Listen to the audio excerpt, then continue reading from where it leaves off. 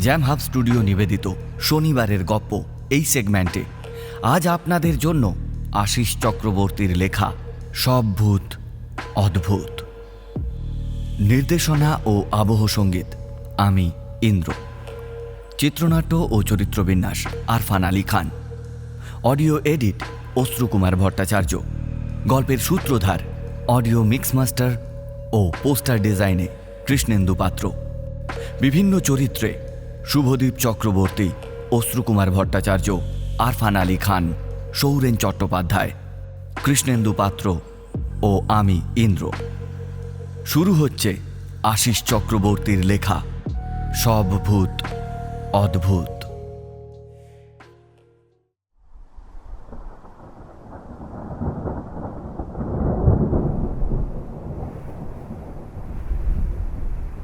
বিকেলের দিকে প্রায় প্রত্যেক দিনই ঝোড়ো বাতাসের সঙ্গে হালকা বৃষ্টি নামছে। তার সাথে আকাশে জমাট কালো মেঘ সন্ধে নামিয়ে আনছে একটু তাড়াতাড়ি। এর সঙ্গে পাল্লা দিয়ে চলছে লোডশেডিং। একটা দমকা বাতাসে ইলেকট্রিক বাতিটা নিভে গেলেই হাজারি ওর চায়ের দোকানের কেরোসিনের বাতিটা জেলে বাঁশের খুঁটিতে ঝুলিয়ে রাখল।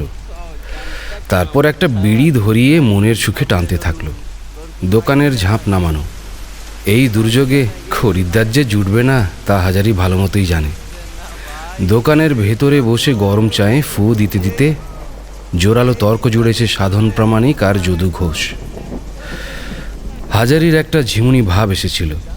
আচমকা বন্ধ ঝাঁপের ওপার থেকে আওয়াজ ভেসে এলো, ওই হাজারি, আরে ঝাঁপটা খোলো, ঝাঁপটা খোলো। আরে ভিজে গেলাম যে, যা যা যা যা যা, আরে ঝাঁপটা খোলো খোলো খোলো, ঝাঁপটা খোলো।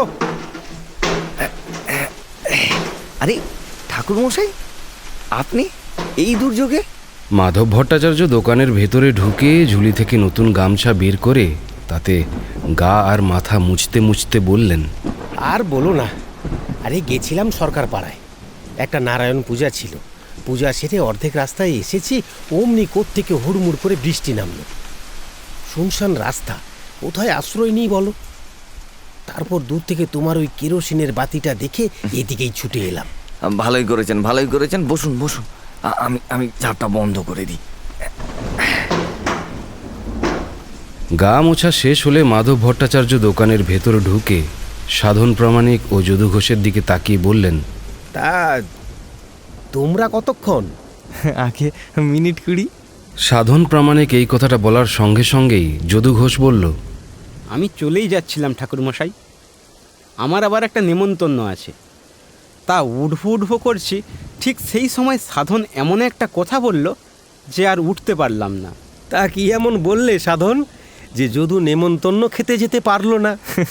আগে ঝড় বাদলার দিনে অন্ধকারের যে কথা হয় আর কি। তা চোর ডাকাতির কথা নাকি? আগে না না না না না ঠাকুরমশাই, ভূতের কথা। ভূত? আগে আমরা দুজনে ভূত দেখার একটা পরিকল্পনা করছিলাম, সেই নিয়েই তর্ক বিতর্কটা চলছিল। কিন্তু বিষয় হচ্ছে, ভূত থাকলে তো তাকে দেখব। তোমরা ভূতে বিশ্বাস করো? আগে বিশ্বাস করব কি, এখনো অবধি তো তার কোনো প্রমাণ পাইনি। বিশ্বাস করি, তবে ভূত বিষয়ে আমিও যদুর সঙ্গে একমত। চোখের সামনে এই যে আপনি বসে আছেন, এরকমভাবে ভূত দেখলে তবেই না বিশ্বাস করব। এবারে মাধব ভট্টাচার্য গায়ের পৈতেখানা ডান হাত দিয়ে ধরে বললেন, দেখো, আমি ব্রাহ্মণ সন্তান, এই পৈতে ছুঁয়ে কখনো মিথ্যে কথা বলবো না। আমি নিজের চোখে ভাঙা জমিদার বাড়ির পথে ভূত দেখেছি। তা কবে দেখেছেন? আরে এই তো মাসখানেক আগের কথা। দিনটা ছিল অমাবস্যার। বাঙালপাড়ার বীরেন মণ্ডলের বাড়িতে কালী পুজো সেরে আমি জমিদার বাড়ির পেছনের পুকুর পাড়ের রাস্তা দিয়ে হেঁটে আসছিলাম। সঙ্গে জিনিসপত্র বলতে আমার কাঁধে একটা ঝোলা ছিল, যাতে ওই সদ্য পূজা সমাপ্তির দ্রব্যপূর্ণ, আর বাম হাতে ছিল একটা ওই হাল ফ্যাশনের টর্চ। ওতে বেশ জোরালো আলো হয়। জিনিসটা এদেশীয় নয়, আমার এক যজমান দিল্লি বেড়াতে গিয়েছিল, সেখান থেকেই টর্চটা আমার জন্য আনে। তবে থাক, এখন সেসব কথা। যে কথা বলছিলাম, পুকুর পাড়ের রাস্তা দিয়ে হেঁটে গেলে পুকুরের ওপারের জমিদার হরিনারায়ণের পোড়া বাড়িটা তো দেখা যায়, সে কথা তোমরা জানো।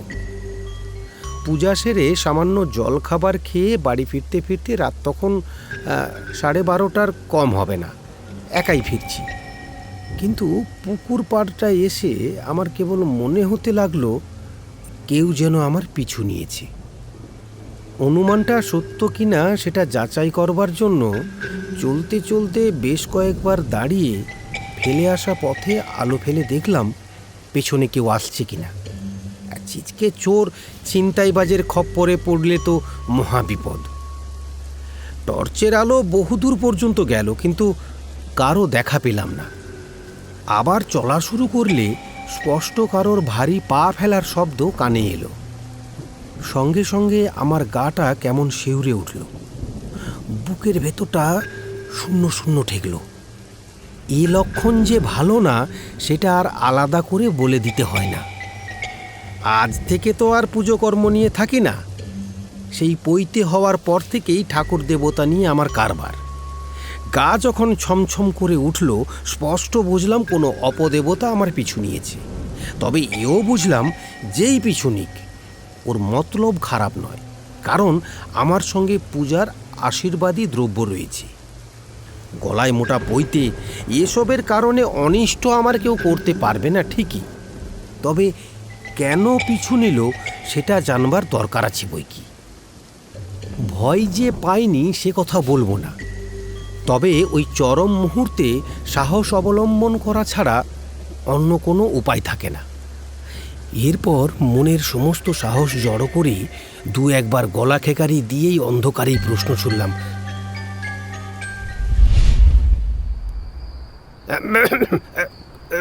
কে কে আমার পিছু নিয়েছে? শুনশান অন্ধকারপূর্ণ এলাকায় আমার গলার স্বর অনেক দূর পর্যন্ত গেল। আশপাশের গাছ থেকে দু চারটে নিশাচর পক্ষী ডানা ঝাপটে উড়ে গেল, কিন্তু কোনো উত্তর এলো না।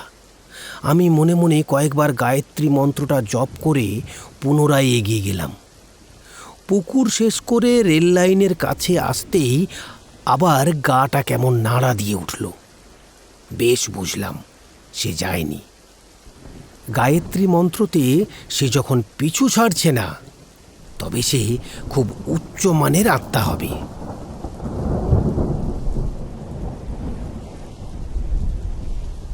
এই অবধি গল্প বলে মাধব ভট্টাচার্য দম নেবার জন্য খানিক থামলেন। হাজারি পাশের বেঞ্চে বসে এতক্ষণ খুব মনোযোগ দিয়ে মাধব ভট্টাচার্যের বলা কাহিনী শুনছিল। এবারে হাজারি উঠে গিয়ে গরম জলে কাঁচের গ্লাস ধুতে ধুতে বলল,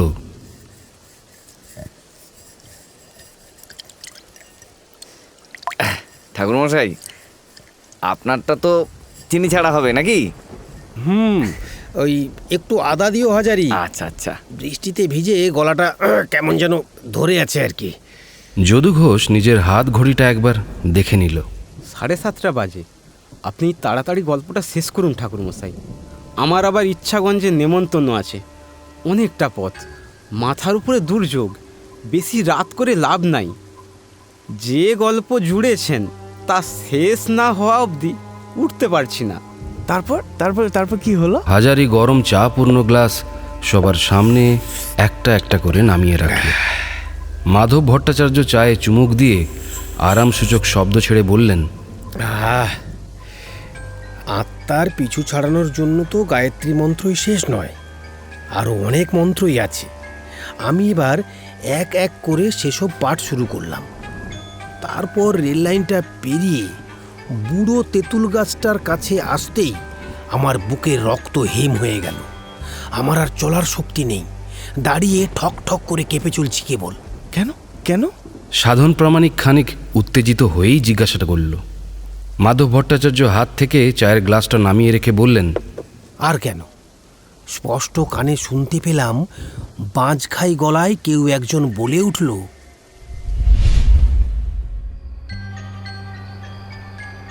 আমাকে তাড়াবার চেষ্টা করে লাভ নেই। অর্থাৎ এতক্ষণ যে লুকোচুরি খেলা খেলছিল সে তার উপস্থিতির জানান দিল। আমার তো মুখের কথা শেষ, দুই ঠোঁট যেন সেলাই হয়ে গেছে। বিস্ফারিত চোখ নিয়ে এদিক ওদিক কথাগুলোর উৎস খুঁজে চলেছি। অমাবস্যার রাত, আবছায়া অন্ধকারে ঝাঁকড়া বিশাল তেঁতুল গাছটা দাঁড়িয়ে রয়েছে পাহাড়ের মতো। খানিক বাদে আবার একটা কথা বাতাসে ভেসে এলো। কাকে খুঁজছো হে মাধব ভট্টাচ?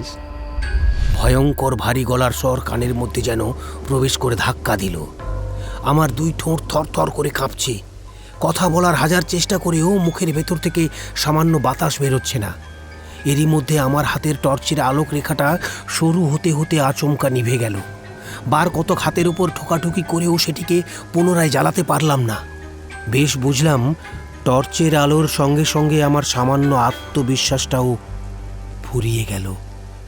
শুকনো গলায় কয়েকবার ঢোক গিলে ভয়ে ভয়ে অন্ধকারে আবার প্রশ্ন ছাড়লাম, কে কে কে কে আমার নাম ধরে ডাকলো? অমনি তেঁতুল গাছটার উপরে একটা ডাল সামান্য নড়ে উঠল।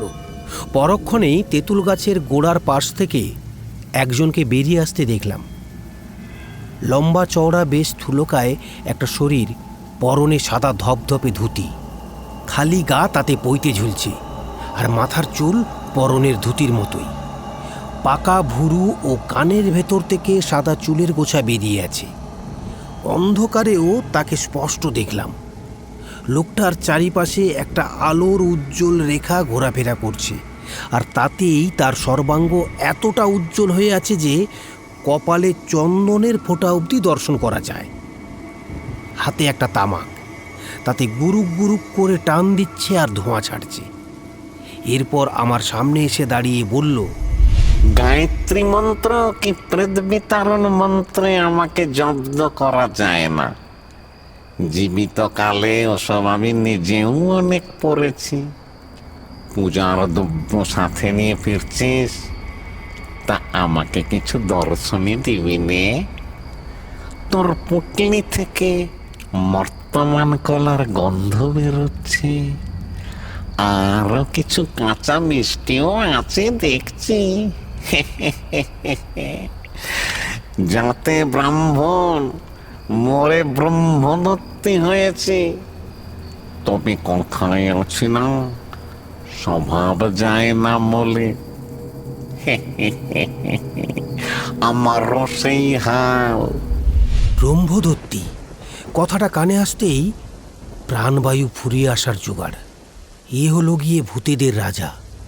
এর সামনে আমার বিদ্যের কী বা দাম আছে? কথা না বাড়িয়ে কাঁধ থেকে ঝুলিটা মাটিতে নামিয়ে রেখে সরে দাঁড়ালাম। পরক্ষণেই স্পষ্ট দেখলাম আমার ঝুলিটা শূন্যে ভেসে এগিয়ে গেল ব্রহ্মদত্তের দিকে। তারপর এক স্থানে স্থির হয়ে ভেসে রইল ঝুলিটা। আমার চক্ষু বিস্ফারিত। এরপর ঝুলির মধ্য থেকে কাঁচা মিষ্টির প্যাকেট আপনা হতেই উঠে গিয়ে ব্রহ্মদত্তির হাতের উপরে গিয়ে থামল। ব্রহ্মদত্তি চওড়া চ্যাপ্টা হাত দিয়ে কাঁচা মিষ্টিগুলো মুখে পুরে নিয়ে চেবাতে চেবাতে বলল,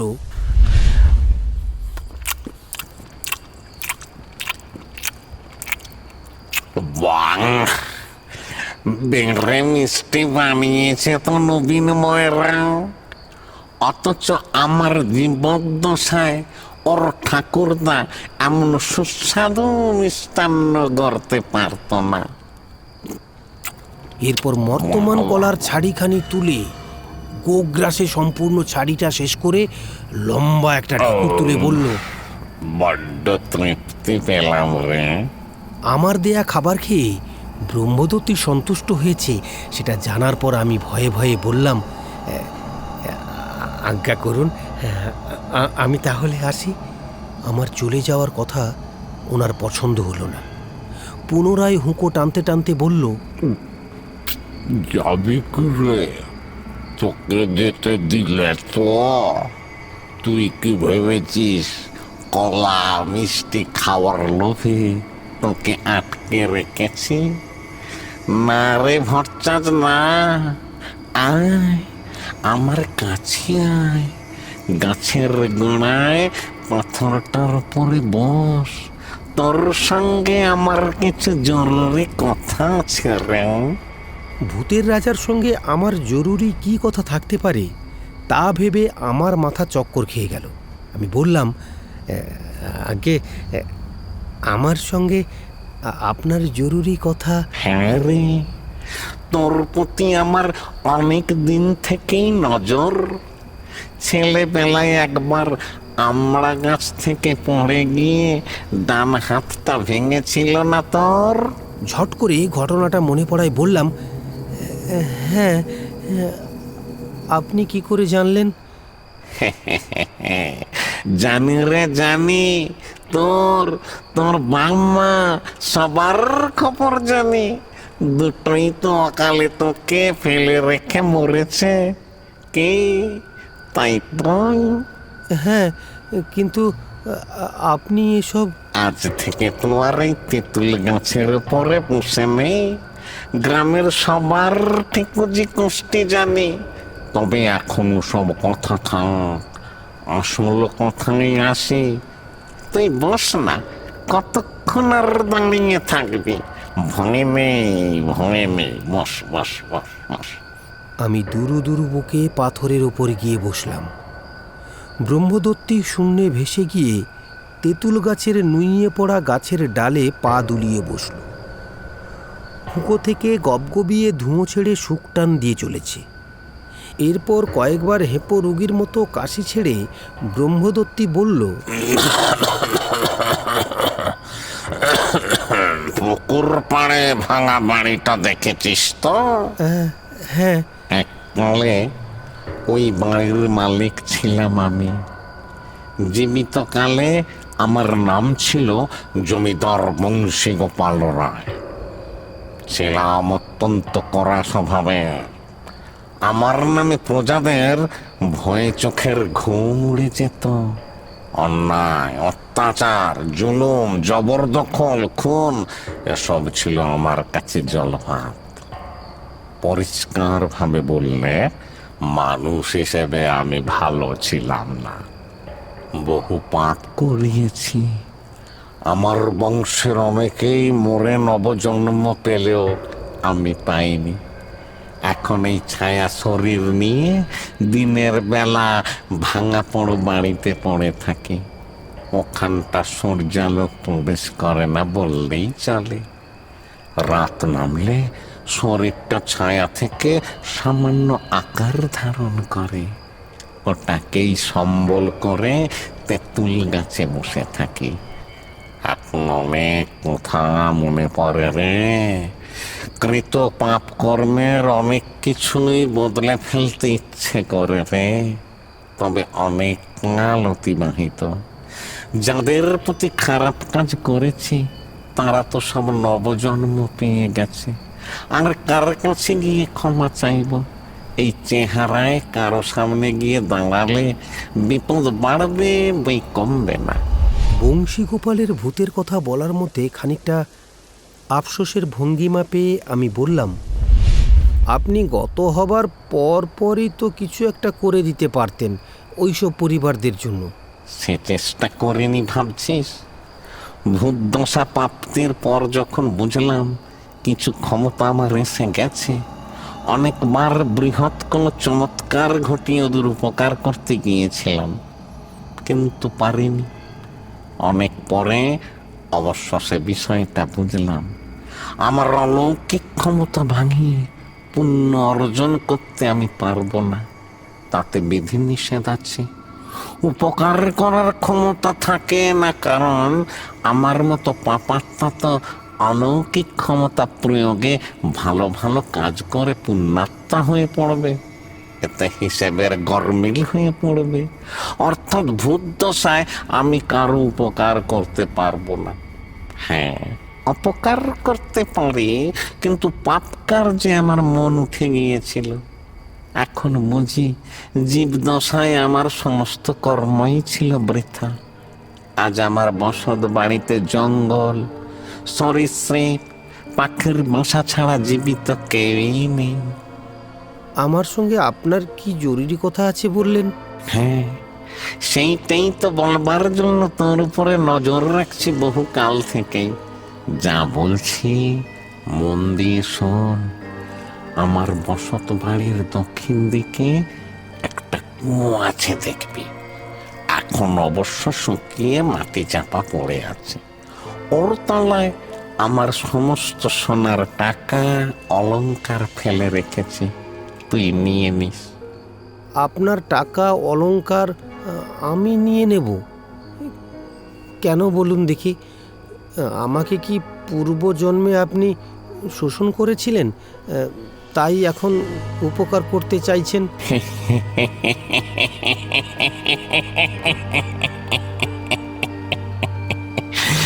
জীবিত মানুষের এই এক দোষ, বড় প্রশ্ন করতে জানে। যা বললাম তাই কর।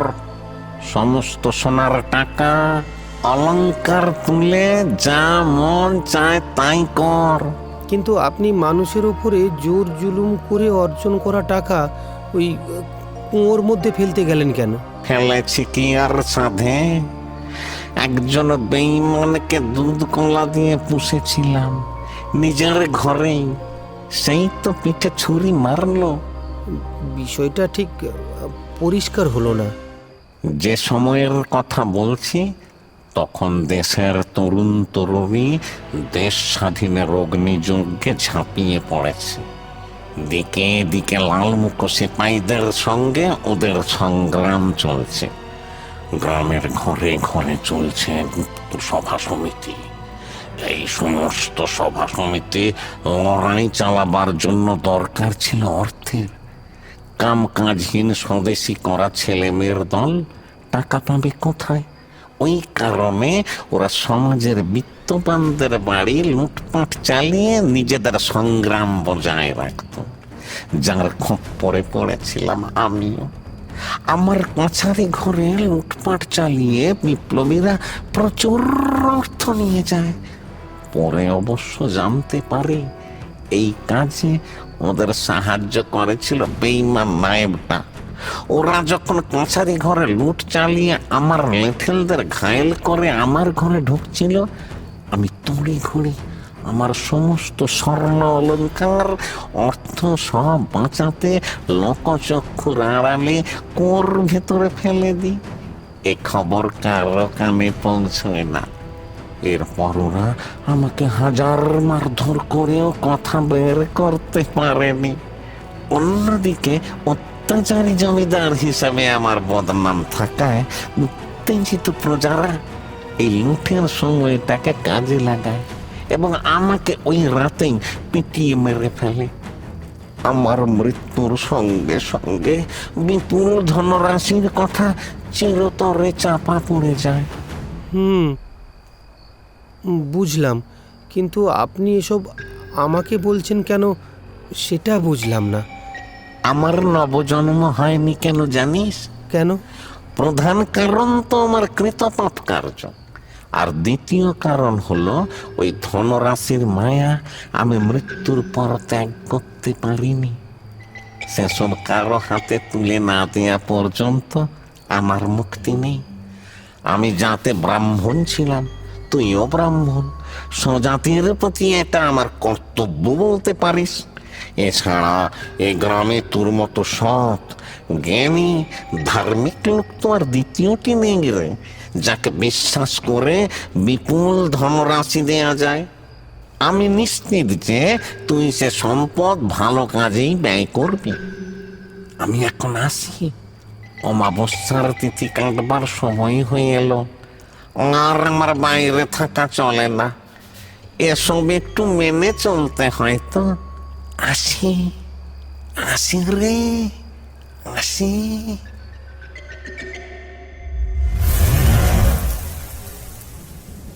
বলে বংশীগোপালের ভূত অদৃশ্য হলো।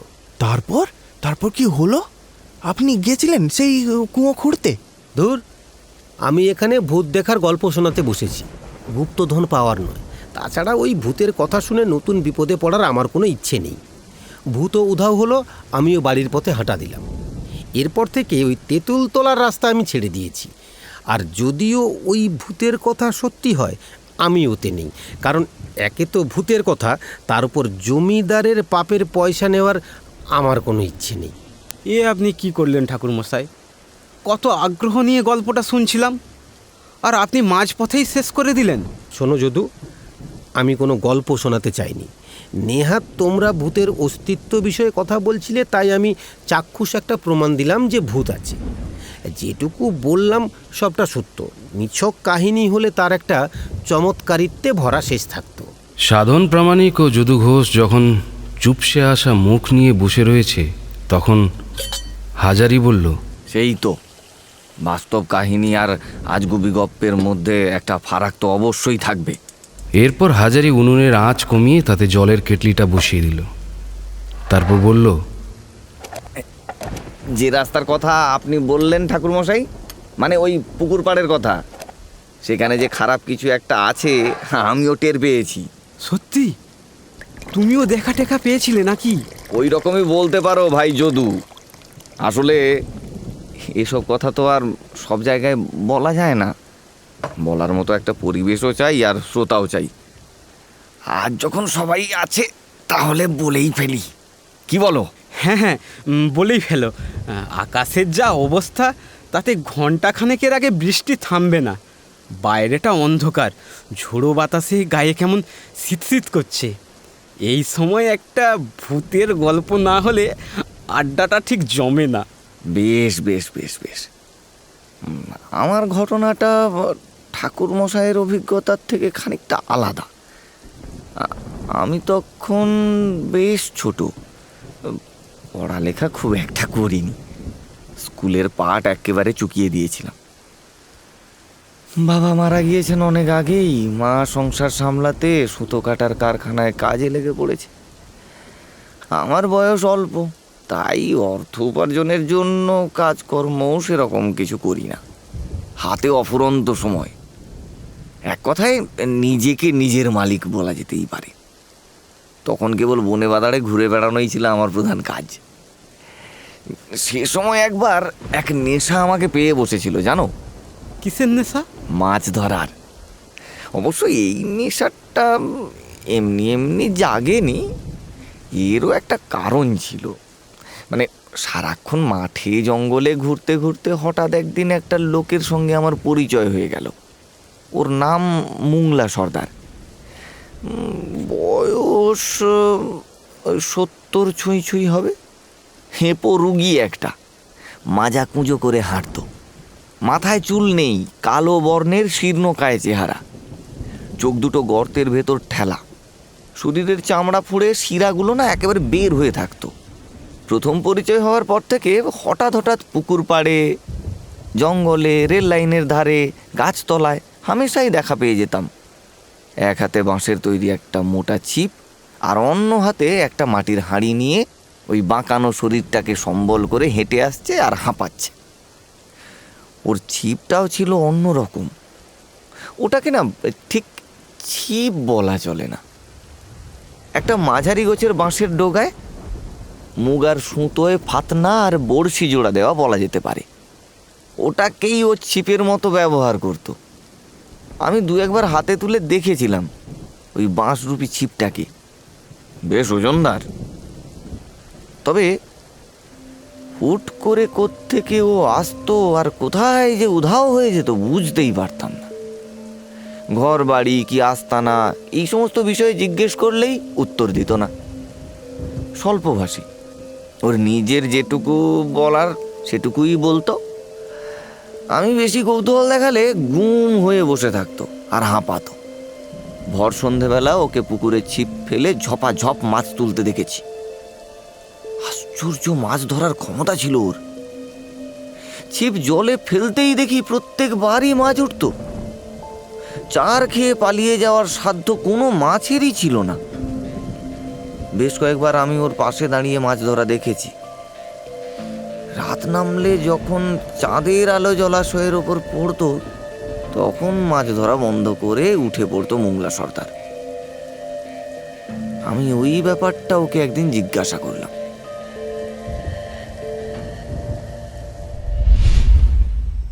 আচ্ছা, চাঁদের ছটা জলে পড়লে আপনি মাছ ধরা বন্ধ করে দেন কেন?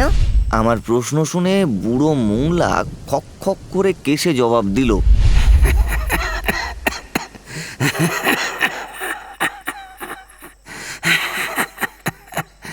চাঁদ জলের উপরে পড়লে জলের শয়তানরা জেগে উঠে খোকা বাবু। তখন জলে ছিপ ফেলতে নাই, না হলে ছিপের টোপ গিলে ওই শয়তান ডাঙায় উঠে পড়বে, তারপর তোমার পিছু নেবে। বুড়ো মোংলার এই কথাটা শুনে আমার হাসি পেল। আমি বললাম, জলের ভেতর শয়তান থাকে নাকি?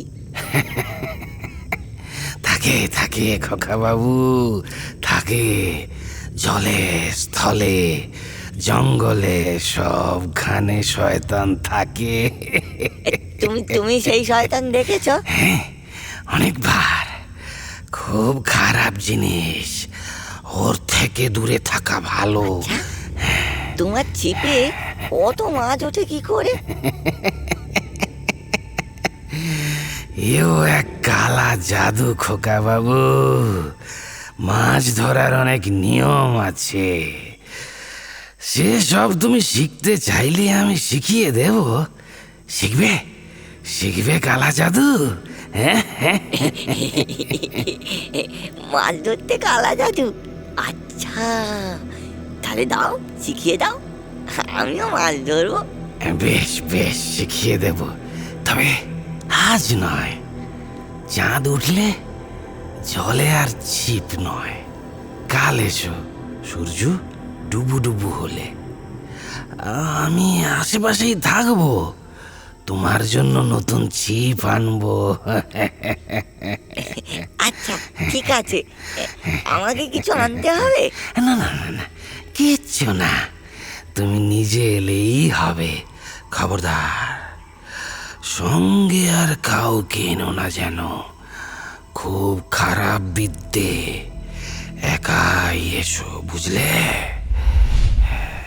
কথা শেষ করে মাটির হাঁড়ি ভর্তি মাছ নিয়ে জঙ্গলের আধার পেরিয়ে দূরে মিলিয়ে গেল মোংলা সর্দার। পরদিন বিকেল বিকেল গিয়ে হাজির হলাম সেই গ্রামের শেষে জলাশয়ের ধারে।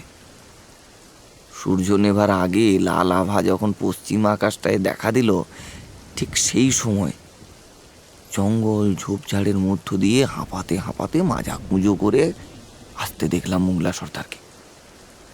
আমার কাছে আসতেই দেখলাম বুড়ো ঘাড়ে করে বয়ে নিয়ে আসছে একটা 8-10 ফুটের লম্বা কচি কাঁচা বাঁশটা আমার হাতে ধরিয়ে দিয়ে বুড়ো বলল, তোমার ভাগ্য ভালো খোকা বাবু, আসল জিনিসটাই পেয়ে গেছি। আসল জিনিস? সেটা আবার কি? এই তো,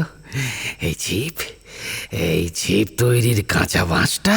ও, এটা জোগাড় করা কি এমন শক্ত কাজ? আমাকে বললেই আমি কেটে আনতাম বাঁশঝাড় থেকে। গ্রামের দত্তবাবুদের বিরাট বাঁশঝাড় আছে।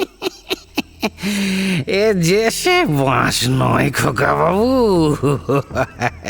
তুমি যেমনটা ভাবছো তেমন কিচ্ছু না। এ অন্য জিনিস, বুঝলে?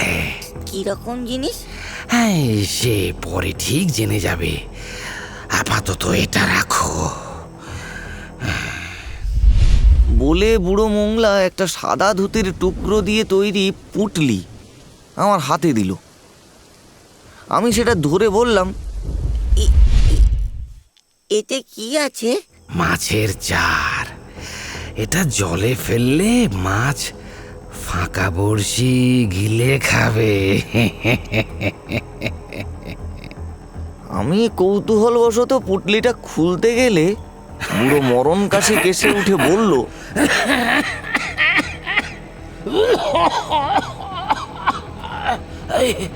খবরদার, এখন খুলো না, আগে সকল প্রক্রিয়া শেষ হোক, তারপর খুলো। এখন খুললে অনিষ্ট হবে, বুঝলে?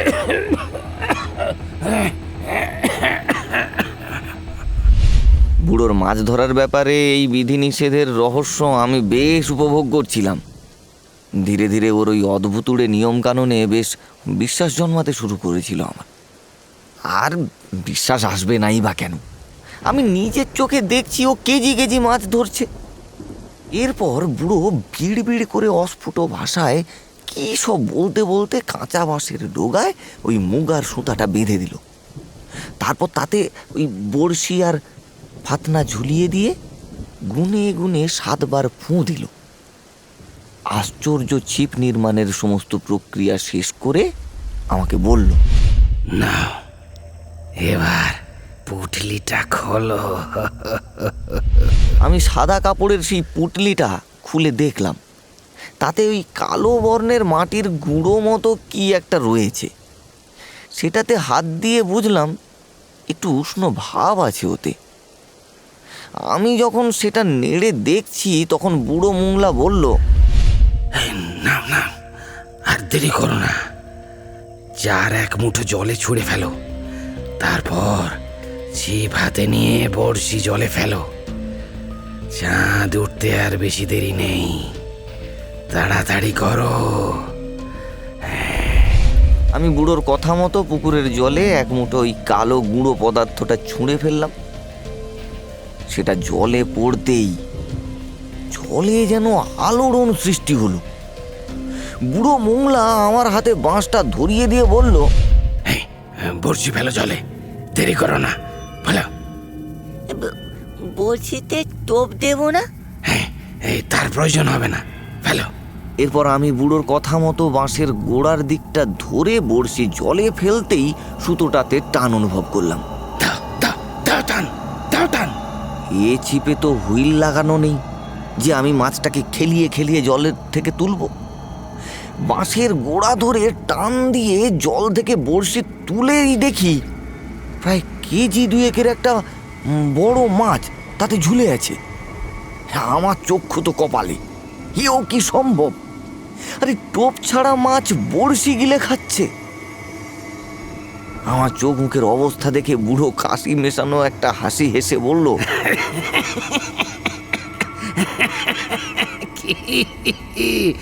বিশ্বাস হলো মাছ ধরার কালা জাদু আছে, আর সেটা এখন তুমিও জানো খোকা বাবু। বুড়োর মাছ ধরার কৌশল যে অদ্ভুত এবং অত্যাশ্চর্য তাতে আমার আর কোনো কৌতূহল রইল না। আমি কেবল বললাম, কিন্তু আপনি তো আমাকে কোনো কালা জাদুর মন্ত্র শেখাননি, আর আপনিও কোনো তন্ত্রমন্ত্র করেননি, তবে কালা জাদুটা ঘটলো কিভাবে? এর উত্তর আমি অন্য সময় দেব। এখন তুমি যত খুশি মাছ ধরো, আমি এখন আসি, বুঝলে? সে কি, আপনি মাছ ধরবেন না? না, এক পুকুরে সব সময় একটা ছিপেই মাছ উঠবে। আমি এখন আসি, তবে মনে রেখো, মাছ ধরার সমস্ত উপকরণ সঙ্গে থাকা চাই, তবেই মাছ উঠবে।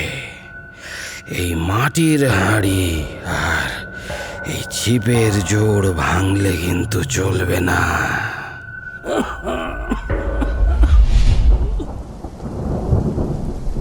কথাটা শেষ করে বুড়ো হাঁপাতে হাঁপাতে জঙ্গল ডিঙিয়ে আধারে মিলিয়ে গেল। আচ্ছা, এরপর কি হলো? এই রে, কেটলির জল ফুটে গেছে। দাঁড়াও দাঁড়াও, একটু করে চা খান।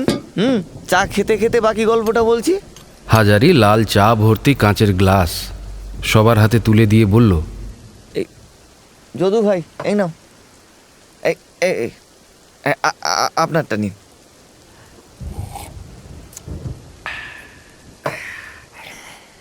তারপর যা হলো নিজের চোখকে বিশ্বাস করতে পারছিলাম না ঠাকুরমশাই। ছিপে 4-5 কেজির মাছ উঠতে শুরু করলো। আরে জলের মধ্যে মাছগুলো যেন পাগল হয়ে গেছে, লাফিয়ে ডাঙায় উঠে যেন আমার পায়ের কাছে আসতে চাইছে। যে পরিমাণ মাছ ধরেছি তা বয়ে নিয়ে যাওয়ার শক্তি আমার ছিলই না তখন। নিরুপায় হয়ে কিছু মাছকে আবার জলে ছেড়ে দিলাম। তারপর মাটির হাঁড়ি পূর্ণ মাছ নিয়ে বাড়িতে হাজির হলাম। মা তো দেখে অবাক। এ বাড়ি সে বাড়ি মাছ দেওয়া চলল।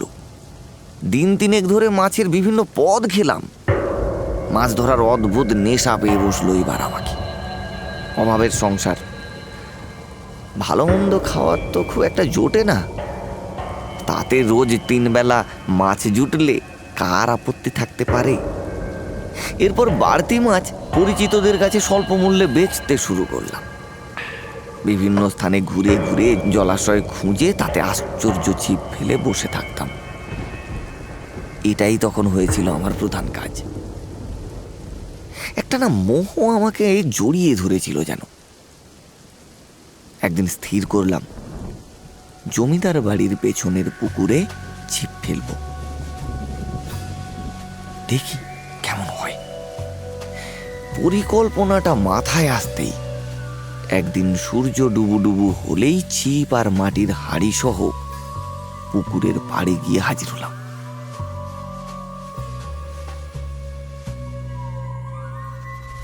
আকাশে হালকা আলো তখনও আছে, ঝিঝির দল সবে সবে শব্দ করা শুরু করেছে।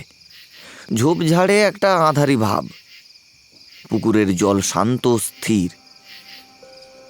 ওপরে উড়ছে কয়েকটা জলফড়িং।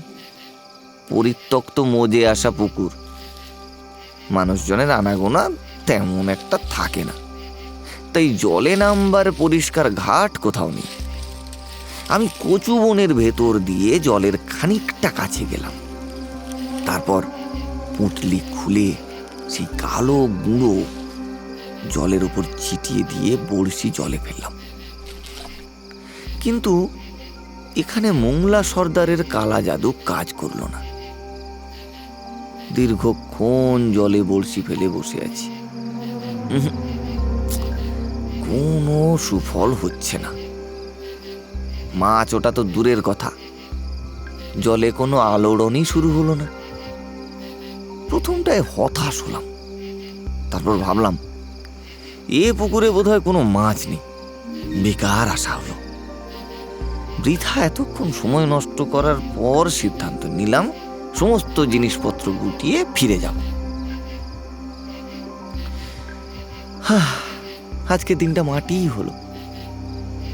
এর থেকে অন্য জলাশয়ে গেলে কিছু তো মিলতো। মনে মনে এই সমস্ত কথা ভেবে যেই বড়শিটা জল থেকে তুলেছি অমনি জল থেকে একটা বিরাট মাছ ঘাই মেরে উঠল। মাছ যে আকারে বেশ বড় তাতে আর কোনো সন্দেহ নেই, কারণ পুকুরের ধারে হালকা ঢেউ এসে আঘাত করছে। এই দৃশ্যটা আমার মুখে একটা হাসি ফোটাল। আমি পুনরায় ছিপ ধরে বড়শিটা জলে ফেললাম। ফের অনেকটা সময় ছিপ ধরে বসে থাকলেও সুতোতে কিন্তু টান পড়ল না, কোনো মাছই উঠল না। পরক্ষণে আমি বড়শি জল থেকে তুলতেই আবার বড় মাছটা জলে আলোড়ন তুলল। অর্থাৎ সে আমাকে খেলাচ্ছে। পুরনো পাকা মাছ, কিছুতেই বড়শি গিলছে না। আমি কালা জাদুর প্রক্রিয়া বাড়ানোর জন্য আবার এক মুঠো কালো গুঁড়ো জলে ফেললাম। তারপর বড়শি জলে ডুবিয়ে বসে রইলাম। একটা না জেদ চেপে গিয়েছিল আমার মনে, এই মাছকে তো আমি ডাঙায় তুলবই। সময় জ্ঞান নেই, ধৈর্য ধরে বসেই রয়েছে। চাঁদের রূপলি আলোয় পুকুরের জল এবার চকচক করছে। জ্যোৎস্না রাত, চতুর্দিক সাদা হয়ে রয়েছে। আচমকা আমার ছিপের সুতোয় টান পড়ল। আমি বাঁশ শক্ত হাতে ধরে রইলাম। তারপর শুরু হলো বিরাট আকার সেই মাছের সঙ্গে আমার শক্তির পরীক্ষা। জল উথাল পাথাল করে মাছটা সারা পুকুর মাতিয়ে তুলল। আমার গা দিয়ে তরতর করে ঘাম নামছে। দুহাতে সর্বশক্তি দিয়ে মাছটাকে ধরে আছি আমি। কতক্ষণ যে এই খেলা চলেছে আমি জানি না। ধীরে ধীরে জলের দিকের থেকে টান দেখলাম কিছুটা কম। আমি অল্প অল্প করে সুতো জল থেকে ডাঙায় তুলছি। একটা ভারী ভাব, হ্যাঁ একটা ভারী ভাব অনুভব করতে পারছি এবার। কিন্তু বিপরীতমুখী কোনো টান নেই। চাঁদের আলোয় জলের সামান্য নিচে নজর পড়ল। একটা প্রায় 5-6 ফুটের লম্বা মাছ ভেসে ভেসে আমার ছিপের ইশারায় উঠে আসছে। এরপর একেবারে ডাঙার কাছে এসে সমস্ত শক্তি দিয়ে বড়শি জল থেকে তুলতেই আমার 2 চোখ ঠিকরে বাইরে বেরিয়ে এলো। আমি ভয়ে শক্তিশূন্য হয়ে মাটিতে পড়ে গেলাম। আমার মুখ থেকে তখন কেবল গোঙানি ছাড়া আর কিচ্ছু বের হচ্ছিল না।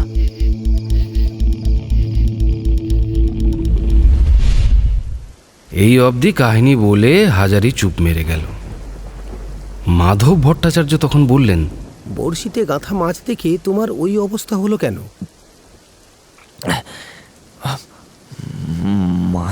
মাছ নয় ঠাকুর মশাই। হ্যাঁ, মাছ নয়? না। তবে কি?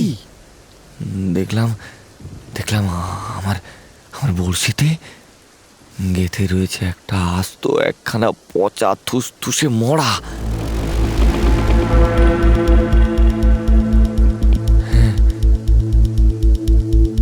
তবে আর বলছি কি, এরপর কি হলো?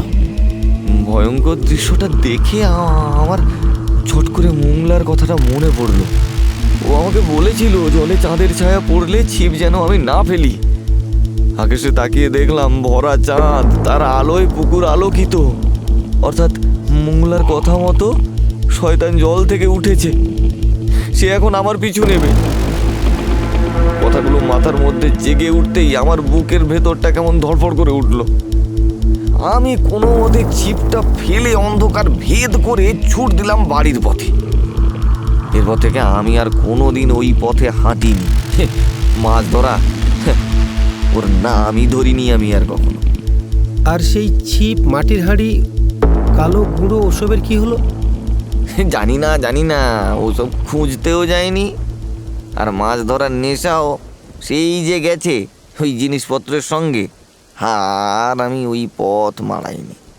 আর মুংলা, ওর সঙ্গে দেখা হয়নি? না, যে ভয় পেয়েছিলাম সেদিন, এরপর একার বাড়ির বাইরেই বেরোতাম না। ভবঘুরে যে জীবনটা ছিল আমার, সেটার একেবারে সমাপ্তি ঘটল। মুংলাকে পাবো কোথায়? তার বাড়ির ঠিকানা জানি নাকি আমি? আর সে তো ওই বনে বাদারেই ঘুরে বেড়ায়। ওই ঘটনার পর থেকে জঙ্গল আর জলাশয়ের ধারে আমাকে কোনো দিন দেখা যায়নি। তার মানে জমিদার বাড়ির আশেপাশে যে একটা গন্ডগোল আছে সেটা ঠিক। অন্তত তোমার সঙ্গে আর আমার সঙ্গে যে কাণ্ড ঘটেছে তাতে তো সেটাই প্রমাণ হয়। হয়তো আমাদের ছাড়াও অন্য কারোর সঙ্গে ওই এলাকায় অদ্ভুতরে কাণ্ড কিছু ঘটে থাকতে পারে। তা তো হতেই পারে। সবাই তো আর নিজেদের অভিজ্ঞতা আমাদের শোনায়নি। কিন্তু আমি ভাবছি অন্য কথা। কি কথা? ভয় পেয়ে কি ভূতের উপদ্রবে গ্রামে কারো প্রাণনাশ হয়েছে কিনা। এরকম তো কোনো ঘটনা শুনিনি ঠাকুরমশাই। প্রাণনাশ হয়নি বলে যে হবেই না, এটা ভাবা কিন্তু মূর্খামি হবে। সমস্ত গ্রামের বিষয় যখন এই নিয়ে 5 জনকে জানিয়ে পঞ্চায়েতে একটা মিটিং করলে কেমন হয়? পঞ্চায়েতে গিয়ে কি বলবে? আমরা ভূত দেখেছি, গ্রামের মানুষের ভূত থেকে বিপদ আছে, এইসব লোক হেসে লুটিয়ে পড়বে। আরে আমাদের অশিক্ষিত, মূর্খ, কুসংস্কারাচ্ছন্ন বলে গালিগালাজ করবে। আর তাছাড়া অলৌকিক কোনো সমস্যার জন্য তো আর সরকারিভাবে কোনো পদক্ষেপ নেওয়া যায় না। তাহলে কি ঝাড়ফুঁক, পূজা আচ্চা দিয়ে কাজ চালাবেন ভাবছেন? আমি সামান্য পুরোহিত মানুষ, প্রেত বিতাড়নের শক্তি আমার নেই। তাছাড়া বংশীগোপালের আত্মার উপরে তো স্বল্পবিদ্যে প্রয়োগ করে দেখেছি, লাভ তো কিছুই হয়নি। আমার মনে হয় ঠাকুরমশাই, আপনার আরও একবার তেঁতুল তলায় যাওয়া উচিত। মানে তুমি বলতে চাইছো সমস্ত কিছু জেনে শুনে আবার ব্রহ্মদত্তির ডেরায় যাব পিতৃদত্ত প্রাণটা নষ্ট করতে? আরে ঘাবড়ে যাচ্ছেন কেন? সঙ্গে আমরাও থাকবো। বিপদটা যখন অলৌকিক, তাকে অলৌকিকতা দিয়েই তো কাটাতে হবে। তোমার কথা আমার কাছে পরিষ্কার হলো না হাজারি। আপনার মুখে এই অবধি ব্রহ্মদত্তির বিষয়ে যেটুকু শুনলাম, তাতে ও আপনাকে খারাপ চোখে দেখে না। কারণ আপনিও ব্রাহ্মণ, আর সেও জীবদ্দশায় ব্রাহ্মণ ছিল। তাছাড়া মানুষের ক্ষতি চাইলে সেদিনই আপনার ক্ষতি করতে পারত। আর সে যখন ভূতেদের রাজা, তাই তার কাছে গিয়ে ভুতুড়ে বিষয়ে বিধান চাওয়া যেতেই পারে। অন্তত ওই পুকুরের জলে কার বাসা, কি চায় সে, কেন এখানে আছে, এসব প্রশ্নের উত্তর তো মিলবে নাকি? কথাটা তুমি খারাপ বলনি। হ্যাঁ ঠাকুরমশাই, সকলে মিলে ব্রহ্মদত্তির কাছে যাওয়া যেতেই পারে। বিষয়টা কিন্তু একবার আপনি ভাবুন। যাওয়া যেতেই পারে, কিন্তু বিষয় হচ্ছে তার করা আদেশ যে আমি পালন করিনি, সেই বিষয়ে সাবধানতা অবলম্বন করার প্রয়োজন তো আছে। আপনি বলবেন সম্পদের প্রতি আপনার কোনো টান নেই। পরিষ্কার কথা হলো গিয়ে এই ভৌতিক আবহাওয়ার থেকে আমাদের মুক্তির উপায় বলুন। কি করলে আপনি মুক্তি পাবেন আর বাকি ভূতেরা এই স্থান ত্যাগ করবে, এই বিধানটুকুই আপনি বলে দিন। হাজার হোক, জীবিত মানুষদের কাছে ভূত কখনো আশীর্বাদ হতে পারে না। ভূত মানেই বিপদ, ওসব থেকে নিস্তার পাওয়াই ভালো। বেশ, তোমরা যা বলছো তাই হবে। গ্রামের হিতের জন্য আরও একবার ভূতের ডেরায় যাব। তোমরা সঙ্গে থাকলে চিন্তা কি। আগামীকাল তো শনিবার, অমাবস্যা লাগছে রাত্রি 10:45। ভূতেদের জন্য খুব প্রশস্ত দিন, ওই দিনেই কাজটা সারা যেতে পারে। সঙ্গে এক ছাড়ি বর্তমান কলা আর কিছু কাঁচা মিষ্টি নিয়ে গেলেই ব্রহ্মদত্তি আপনি দর্শন দেবে। আরে আমরা আশেপাশেই লুকিয়ে থাকবো। এতগুলো মানুষ দেখে ভূত বাবাজি যদি না আসে, তাই লুকিয়ে থেকে সব ব্যাপারটা লক্ষ্য রাখবো। আপনার কোনো ভয় নেই ঠাকুরমশাই। হ্যাঁ হ্যাঁ হ্যাঁ, সেটাই ঠিক। ঠিক। বেশ, তবে সে কথাই রইল। আগামীকাল রাত 10টার সময় তেঁতুলতলায় সকলে আসছি। হাজারি ঝাপটা খোলো, বৃষ্টি ধরেছে, রাতটাও অনেক হলো। দেখেছো, গল্পে গল্পে নেমন্তন্নর কথাটাই ভুলে গেছি। ঝাঁপ খোলো তাড়াতাড়ি। হাজারি তাড়াতাড়ি উঠে গিয়ে দোকানের ঝাঁপ খুলে দিতেই সকলে যে যার পথে পা বাড়াল।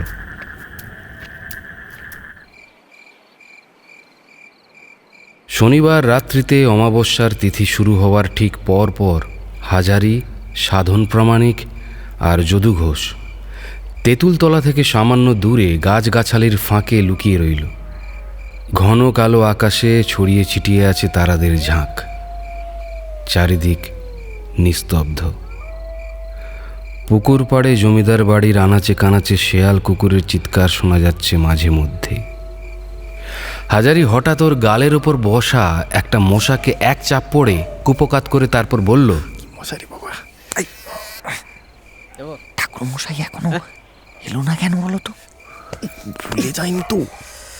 আমার মনে হয় ঠাকুরমশাই ভয় পেয়ে আর এমুখ হননি।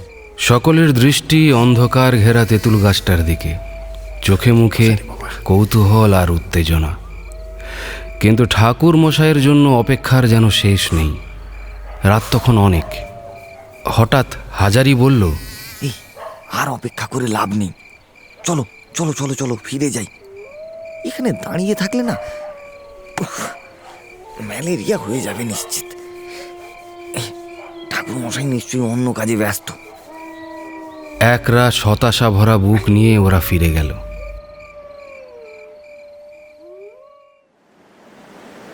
দিন সাতেক পর সেদিনের মতোই একটা ঝোড়ো বাতাসপূর্ণ বৃষ্টি বাদলার দিনে ফস করে যখন ইলেকট্রিকের আলোগুলো নিভে গেল, ঠিক তখনই হঠাৎই অন্ধকার ভেদ করে প্রবেশ করলেন মাধব ভট্টাচার্য। হাজারি ঠাকুরমশাইকে দেখে বলল, আরে ঠাকুরমশাই, আপনি এতদিন কোথায় ছিলেন? আরে সেদিনের পর থেকে তো আর আপনাকে দেখলামই না। অমাবস্যার রাতে তো তেঁতুলতলায়ও এলেন না, কি ব্যাপার বলুন তো? উত্তরে মাধব ভট্টাচার্য কিছুই না বলে বেঞ্চে গিয়ে বসলেন। সাধন প্রামাণিক তখন বলল, আপনার শরীর টরীর খারাপ নাকি? চোখগুলো কেমন শুকনো শুকনো লাগছে। হ্যাঁ, ওই রকমই শরীর সংক্রান্ত বিষয়ই বটে। তবে তোমাদের সমস্যা কেটে গেছে, আর কোনো চিন্তা নেই। আপনি কি ভূতের কথা বলছেন? হ্যাঁ, জমিদার বংশীগোপাল এবং সেই পুকুরের ভূত আর এই চত্বরে আসবে না। আমি সব ব্যবস্থা করে দিয়েছি। আপনি কখন করলেন? কেন, অমাবস্যার দিন। কিন্তু সে রাত্রে আমরা তো ওখানেই ছিলাম, কই আপনাকে তো দেখলাম না। তোমরা কখন গিয়েছিলে? ওই তো রাত 11টার পর। আমি গিয়েছিলাম রাত্রি 8:45 আগেই। কারণ অমাবস্যা লেগে গেলে বংশীগোপাল বাইরে খুব একটা বেরোন না, বিধি নিষেধ আছে। এটা আগের দিন গল্পের ছলে তোমাদের জানিয়েছিলাম, তোমাদের মনে নেই হয়তো। শনিবার সেই ব্যাপারটা মনে পড়ায় আমি আগেই গিয়েছিলাম। তা বংশীগোপালের সামনে উপস্থিত হয়ে বেশ অনেক কিছুই জানলাম, বুঝলে? কি কি জানলেন? বলছি, আগে তোমারটাই বলি। মোংলা কোনো মানুষ নয়, ও নিজেও ভূত। ভূতেদের গোষ্ঠীতে খুব নিচু পর্যায়ের ভূত, মানে এক কথায় যাকে বলে মেছো ভূত। বনে বাদাড়ে মাছ ধরে খাওয়া ওর কাজ। আর ও যে তোমাকে মাছ ধরার টোটকা বলে দিয়েছিল সেটাও ভুতুড়ে বলতে পারো। ছিপের জন্য মরার খাটিয়ার কাঁচা বাঁশ, আর চার হিসেবে চিতা থেকে তুলে আনা সদ্য জলা মৃতদেহের ছাই আর শ্মশানের পরিত্যক্ত মাটির হাঁড়িকে মাছ রাখার পাত্র হিসেবে ব্যবহার করে ও। কথাগুলো শোনা মাত্র হাজারি খানিক চমকে উঠল, তারপর বলে উঠল, আপনি কি বলছেন ঠাকুর মশাই? এসব সত্যি? জিজ্ঞাসাবাদ করে বংশীগোপালের কাছ থেকে এসব কথাই তো জানলাম। ও, আর কি কি জানলেন? আমার ব্যাপারে একটা আশ্চর্য বিষয় জানতে পারলাম, বুঝলে হাজারি? কি? আমি নাকি পূর্বজন্মে বংশীগোপালের সেই বেঈমান নায়েব ছিলাম, যে কিনা ওর সম্পত্তি লুট করিয়ে দেবার মূল পান্ডা। আর সে কারণেই অনেক কাল থেকেই ও আমার উপর নজর রাখে। বংশীগোপাল ছেলেবেলায় আমার পিতৃ ও মাতৃদেবকে মেরে ফেলে এবং আমাকেও গাছ থেকে ফেলে মেরে ফেলতে চেয়েছিল, কিন্তু ভাগ্যের জোরে বেঁচে যায়। শুধু হাতটুকু ভেঙেছিল আমার।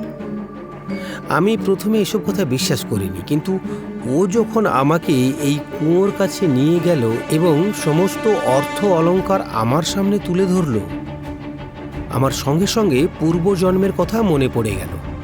এরপর কি হলো?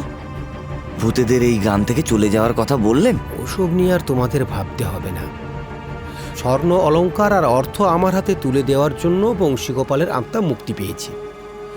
ওই তেঁতুল গাছে ও আর থাকবে না। পুকুরের ভূতও আমার নিয়ন্ত্রণে। এমন সময় যদু ঘোষ ছুটতে ছুটতে চায়ের দোকানে প্রবেশ করে হাজারির দিকে তাকিয়ে বলল, খবরটা পেয়েছো?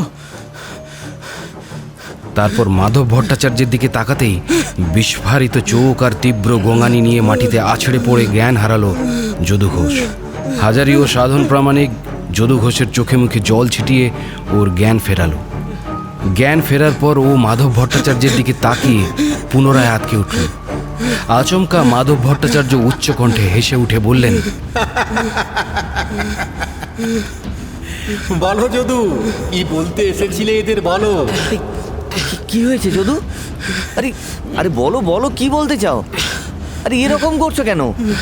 কাকে ভয় পাচ্ছ তুমি? দেখে এলাম ঠাকুর মশাই নিজের ঘরে মরে কাঠ হয়ে পড়ে আছে। কথাটা শোনা মাত্র হাজারি ও সাধন প্রামাণিক ঠাকুর মশাইয়ের দিকে তাকিয়ে উত্তেজিত হয়ে বলে উঠল, হ্যাঁ, তুমি বলছো কি? তুমি কি পাগল হয়ে গেছো? মাধব ভট্টাচার্য এবারে চায়ের দোকান থেকে বেরিয়ে অন্ধকারের দিকে হেঁটে যেতে যেতে বললেন, ও ঠিকই বলেছে। বংশীগোপালের আত্মা মুক্তির পূর্বে গত জন্মের বদলা নিয়েছে। এখন থেকে তোমরা আমাকে ওই পুকুর পাড়ের তেঁতুল গাছটাতেই পাবে। ব্রাহ্মণ সন্তান, আচমকা মরে ব্রহ্মদত্তি হয়েছি।